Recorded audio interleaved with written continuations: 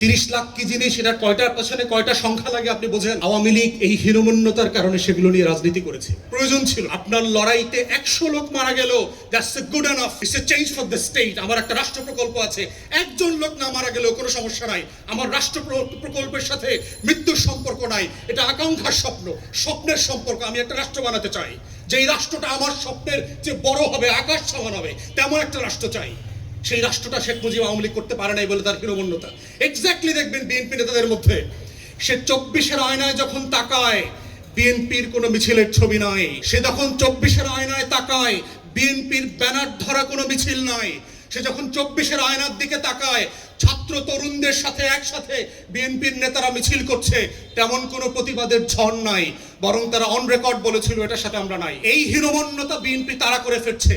সে যখনই 24-এর আয়নায় তাকায় সে এনসিপি কে দেখে, এবি পার্টিকে দেখে, তরুণদেরকে দেখে, নাম না জানা 1400 শহীদকে দেখে, 26,000 আহত মানুষকে দেখে, 600 অন্ধকে দেখে, কিন্তু সে বিএনপি কে খুঁজে পায় না। এই হীনমন্যতা তাকে 24-এর জায়গা থেকে তাড়া করে ফিরছে। এবং এক্স্যাক্টলি তার নেতারা 71-এর মতো পালায়া ছিল, জেলে ছিল, তা না হলে বিদেশে ছিল।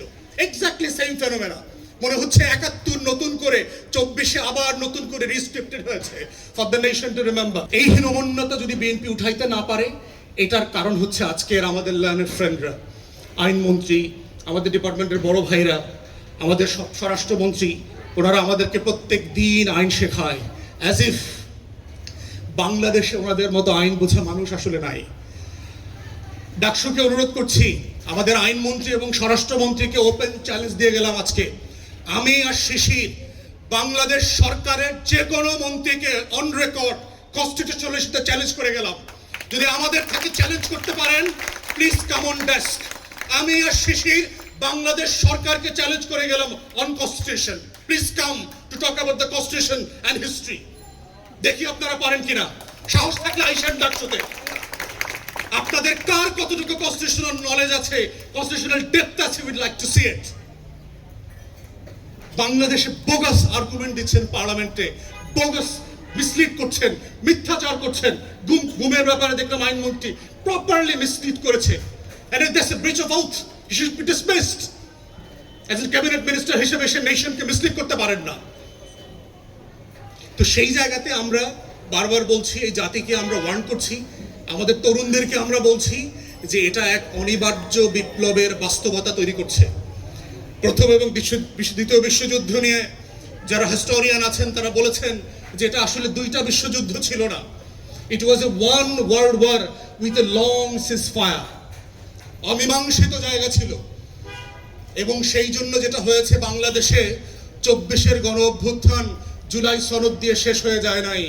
এটা একটা অনিবার্য কাঙ্ক্ষিত বিপ্লবের মধ্যস্থতার সময় চলছে, সিজফায়ার পিরিয়ড চলছে। এবং আমরা দেখতে পাচ্ছি আকাশে যে টর্নেডোর কালো মেঘ বৈশাখের চেপে বসেছে, এই রাজনীতির কালো বৈশাখ আবার কয়দিন পরে এই রাজনীতির আকাশে ফিরে আসবে। আমাদের তরুণরা আবার মুক্তির লড়াই নিয়ে আবু সাইদ, মুগ্ধ, ওয়াসিম, শরীফ ওসমান হাদির মতো আবাবিল হয়ে আবার বাংলার আকাশে ফিরে আসবে, শুধুমাত্র এইটা বলবার জন্য বুকের ভেতর অনেক ঝড়, বুক পেতেছি গুলিকর, লাখো শহীদের রক্তে কেনা দেশটা কারো বাপের না।